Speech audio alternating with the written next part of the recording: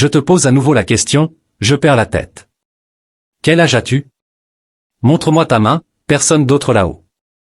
Bien que la plupart des victimes de kidnapping soient retrouvées grâce au bon vieux travail de la police, il arrive parfois que les officiers soient simplement au bon endroit au bon moment.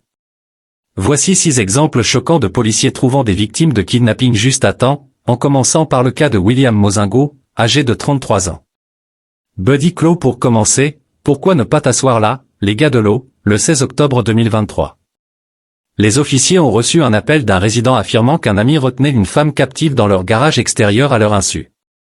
À leur arrivée sur les lieux, le résident a confirmé aux policiers que la femme était blessée et se trouvait effectivement dans le garage à ce moment-là. Comment pouvons-nous entrer par la porte?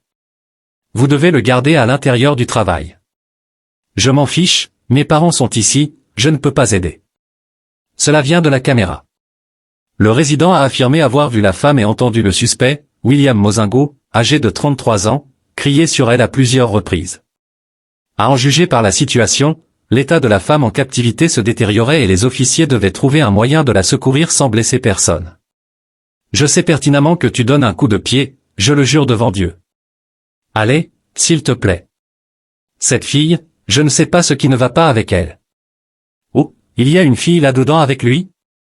Oui, je leur ai dit, il y a une fille là-dedans, elle est très mince et élancée. Mon mari a dit qu'il n'a pas vraiment bien vu son visage, elle ne peut pas voir à travers ses yeux. Il passe les minutes suivantes à mesurer la porte et à trouver des moyens alternatifs pour accéder au garage. Sachant que la police était à l'extérieur, le suspect a verrouillé la porte de l'intérieur pour restreindre l'accès des policiers au garage et est resté aussi silencieux que possible pour donner l'impression que personne n'était à l'intérieur. Oh oui, service de police, c'est votre dernière chance, sortez maintenant les mains en l'air ou nous enverrons le chien pour vous appréhender. Vous serez mordu par le chien, William, dernière chance. Sachant que le suspect était à l'intérieur avec la victime et que le temps était compté, la police a été forcée de casser la porte pour entrer et appréhender le suspect. Une dernière chance de se rendre pour que les choses se terminent pacifiquement sans avoir à envoyer le chien. Oh, sortez maintenant, police, sortez maintenant, les mains en l'air. Rien dans vos mains. Rien dans vos mains. Buddy, baisse ta main, laisse tomber, laisse tomber. Non, ne te retourne pas complètement, fais demi-tour et marche à reculons vers nous. Continuez à marcher, les mains en l'air. Attention à votre marche, juste là. Allez, sortez d'ici. Après avoir arrêté William sous la menace d'une arme, les officiers entrent dans le garage et appellent la femme captive. Que faut-il pour descendre? Une voix répond d'un trou obscur dans le plafond du garage. Ils sortent une échelle pour aider la femme en détresse à descendre d'un trou partiellement caché dans le toit, où elle vivait dans des conditions très déplorables. Il n'y a personne d'autre là-haut? Où habitez-vous, ma chère? Thompson. À quelle distance est-ce? À 30 minutes, près de Chardon. Pourquoi ne pas vous asseoir là, juste là? Le suspect aurait battu la femme avec une batte de baseball, l'aurait arrosée d'essence et aurait même menacé de l'enflammer, la gardant captive pendant 4 jours. Bien que la victime ait été hospitalisée pendant 3 jours avec des fractures graves, une hémorragie cérébrale, un bras cassé et des doigts fracturés, la police est arrivée juste à temps avant que quelque chose de pire ne se produise. William Mozingo, qui était en probation au moment de son arrestation, avait déjà un passé de kidnapping. Il a été accusé de kidnapping, d'agression criminelle, d'enlèvement et de détention illégale. Mozingo est détenu sans caution depuis son arrestation en raison d'une violation de sa libération conditionnelle. Détenir quelqu'un contre son gré pendant si longtemps est terrifiant, mais que se passe-t-il lorsqu'un prédateur d'enfants est attrapé quelques minutes après avoir commis un crime odieux? Levez les mains en l'air, il n'a rien fait de mal, il a dit qu'il allait te montrer un chiot. Oui, c'est un ami de ma mère. Le 2 juillet 2021, la police de Louisville a répondu à un appel d'urgence signalant un homme dans une Dodge Challenger rouge qui avait enlevé une fillette de 6 ans jouant dehors à Valley Station. Un voisin qui a été témoin du crime a suivi la voiture et a fourni un numéro partiel de la plaque d'immatriculation ainsi qu'une description de la voiture à la police. En environ 30 minutes, les officiers ont localisé la voiture et se sont rapprochés du suspect. Je viens de le repérer, essayez de l'intercepter. Plusieurs véhicules de police ont été dépêchés et le suspect a compris que renoncer à la fuite était sa seule option. On ne sait pas si le suspect est armé ou si la situation pourrait potentiellement se transformer en prise d'otage, alors l'officier lui demande de sortir lentement de la voiture et de se mettre à genoux en attendant des renforts. Tourne-toi, recule vers moi, continue de reculer, continue de reculer, continue de reculer, mets-toi à genoux, reste là point il y en a un de plus dans la voiture, ouvrez la porte du passager. Le suspect a été arrêté et les renforts sont déjà sur les lieux. Les officiers ne sont pas certains s'il avait un complice, alors ils demandent à toute personne dans la voiture d'ouvrir la porte du passager. Le suspect révèle alors qu'il est seul et que la petite fille dans la voiture est indemne. Il y a une petite fille sur le siège avant, ça va, c'est clair, ça va. Les officiers ont retiré la petite fille de la voiture en toute sécurité et elle a confirmé que le suspect l'avait ramassée en disant qu'elle ne le connaissait pas, il m'a ramassé. Tu ne le connais pas? Non.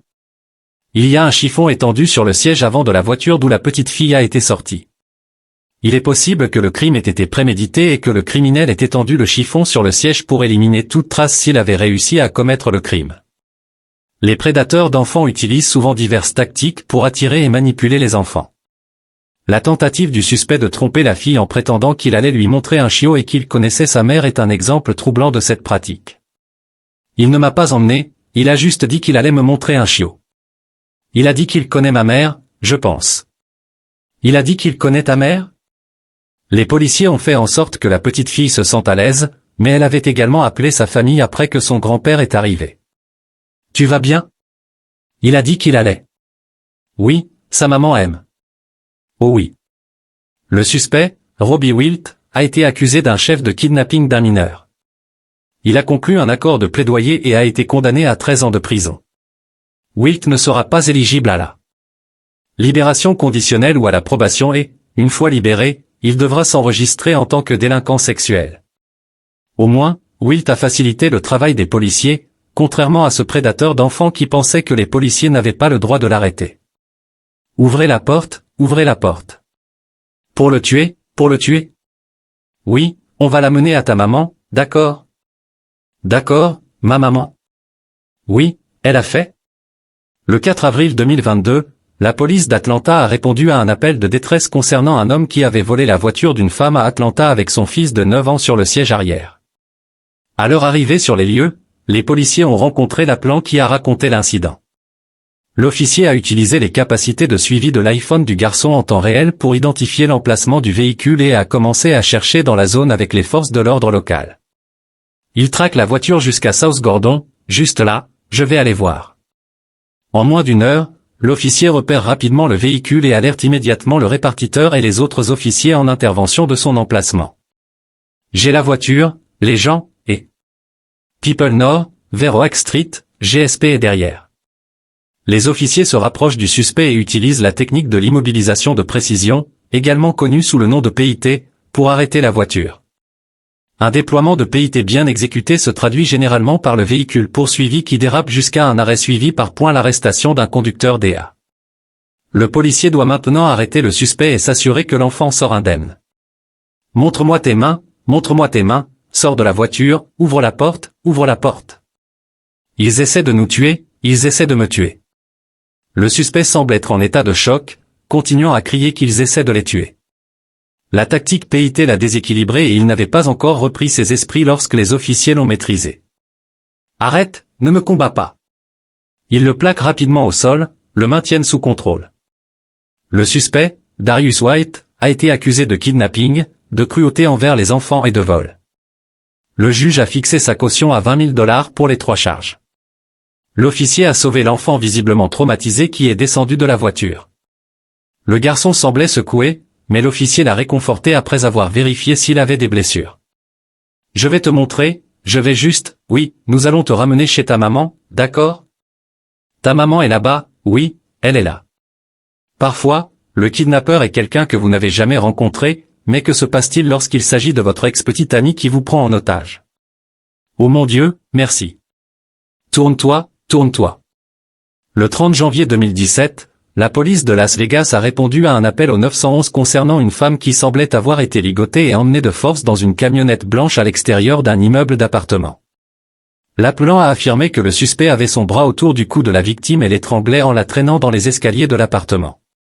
Les officiers ont suivi la victime en utilisant le signal d'un des téléphones de l'agresseur et, en quelques heures, ils ont localisé la camionnette blanche. Le suspect s'est arrêté et les policiers n'étaient pas sûrs si le suspect était armé, alors ils lui ont demandé de sortir la main par la fenêtre avant d'ouvrir la porte et de sortir lentement du véhicule. Lève-toi, passager, ouvre la porte, il y a un passager, garde la tête dehors, ouvre la porte de l'extérieur, tourne-toi, marche à reculons sur le côté de la camionnette, il arrive. Dès que quelqu'un ouvre la porte du passager, les policiers réalisent que le suspect a un complice. Ils demandent immédiatement au deuxième suspect de garder les mains en l'air et de se mettre au sol. Il y a un passager, main en l'air, passager, mets-toi au sol, passager, tout le long. Les officiers armés entourent la camionnette, mais ce qu'ils trouvent est extrêmement terrifiant. Tu as une caméra? Oh mon Dieu, merci, c'est bon, ça tourne, nous allons sortir d'ici. Tu veux que je dise quelque chose sur ce qui s'est passé ou quoi que ce soit? Ne t'inquiète pas pour ça, tiens bon pour l'instant. La victime, visiblement terrifiée et encore traumatisée par l'incident, était enchaînée au cou et aux mains. Bien qu'elle veuille raconter comment tout cela s'est passé, les officiers l'ont calmée et l'ont informé qu'ils devaient prendre des photos d'elle dans le cadre de l'enquête. À ce moment-là, il n'était pas clair ce que les suspects prévoyaient de faire, mais l'action rapide des officiers a sauvé la vie de la victime. Elle est littéralement enchaînée à l'intérieur. Besoin d'une clé pour ça, mec, je ne sais pas. Il y en a peut-être une autre quelque part. D'accord, j'ai compris. Prenez des photos de tout ça avant qu'on commence à enlever les chaînes. J'ai pris des photos d'elle et des chaînes. Les officiers HP ont mis un certain temps à déverrouiller les chaînes, mais ce n'était pas aussi choquant que ce qu'elle a dit. Je n'ai pas de clé pour celle du cou, les gars. D'accord, voilà, c'est bon, tiens bon.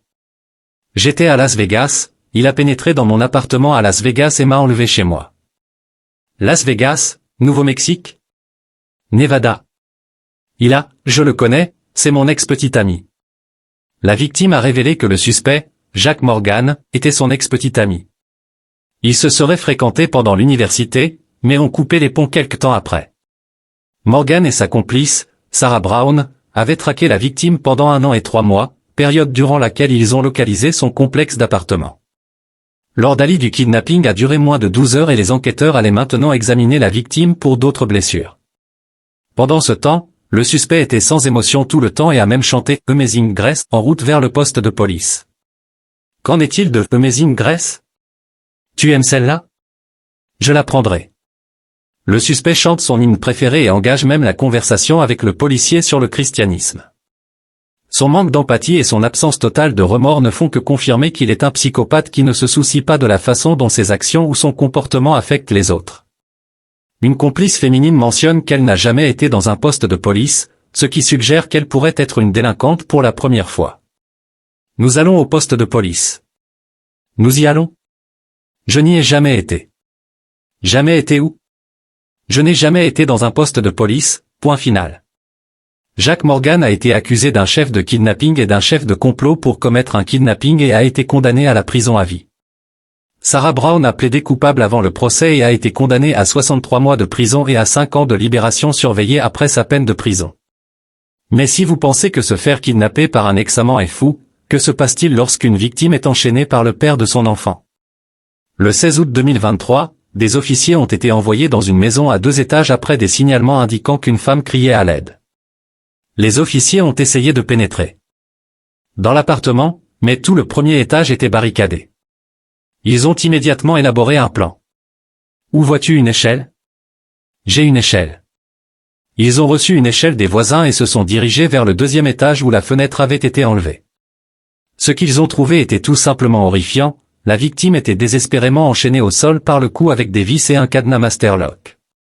Après que les policiers ont secouru la victime avec une scie à métaux, les pompiers ont retiré la chaîne autour de son cou tandis que les services médicaux d'urgence l'examinaient pour d'autres blessures. 2 jours plus tard, la police a arrêté le suspect, Moismet, l'ex-petit ami de la victime et le père de son enfant. Il a été accusé de kidnapping, d'intimidation d'un participant au processus judiciaire, de mise en danger imprudente, d'agression, de menaces terroristes et de harcèlement. Il a plaidé non coupable et est détenu sous caution de $100 000. Personne ne s'attendrait à ce que le père de leur propre enfant les retienne en otage, mais que se passe-t-il lorsqu'un homme adulte convainc un mineur de le rejoindre seul dans un hôtel? Le 18 février 2024, le shérif du comté de Volusia a reçu un rapport de disparition concernant une mineure de 13 ans vers 18h15. La grand-mère de la jeune fille a signalé sa disparition après qu'elle n'est pas rentrée à la maison et n'a pas assisté à un match de basket-ball prévu après l'école. En gros, une mineure a quitté l'école et aurait peut-être été prise en charge par un gars plus tôt dans la journée. L'officier avait parlé à une amie de la jeune fille qui a mentionné que la victime avait prévu d'aller dans un motel avec quelqu'un qu'elle avait rencontré en ligne, dont le nom commençait par un T, peut-être Tyler, et qui serait de Orlando.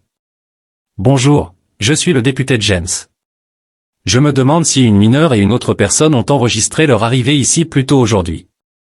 Vous ne les avez pas vus? L'ami a également indiqué que la victime pourrait avoir été prise en charge dans un dollar store à proximité. Bien que cette information seule ne suffise pas pour que l'officier puisse agir, il a commencé par visiter le dollar store voisin et a parlé à un employé pour voir si quelqu'un l'avait prise en charge. L'officier sort une photo de la jeune fille et il commence à chercher des images de sécurité pour voir si elle est entrée dans le magasin. Est-ce une photo très récente? Oui, elle ressemble beaucoup à ça. L'officier confirme que la mineure a effectivement rencontré un suspect plus âgé au dollar store, ce qui valide l'information initiale. Il vérifie donc plusieurs motels, espérant localiser l'endroit où elle est retenue. C'est ce à quoi elle ressemble. Y a-t-il eu des enregistrements aujourd'hui? Un seul enregistrement. Je suis en train d'enquêter sur une mineure en fugue qui se serait enregistrée dans un hôtel local aujourd'hui avec un adulte. L'affaire prend un tournant lorsqu'un indice donné à l'officier change complètement le cours de l'enquête. Vérifiez cette personne qui s'est enregistrée aujourd'hui. Où est ce type? Ils ont dit que son nom commençait par un T, peut-être Tyler.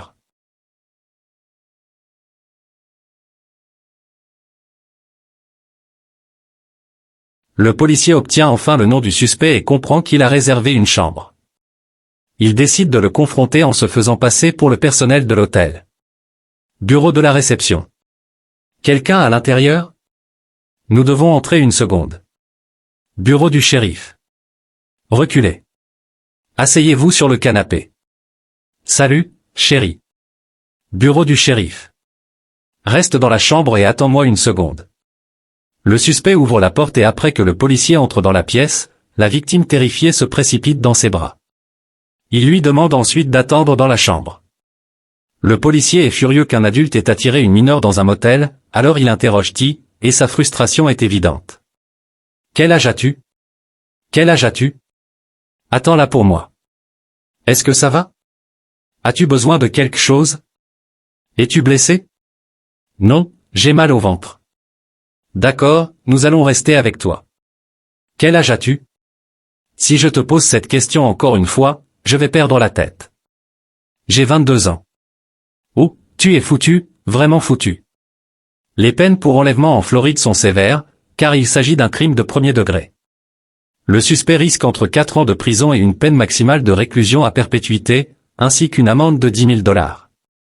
Vu la situation, il semble peu probable qu'il goûte à la liberté de sitôt.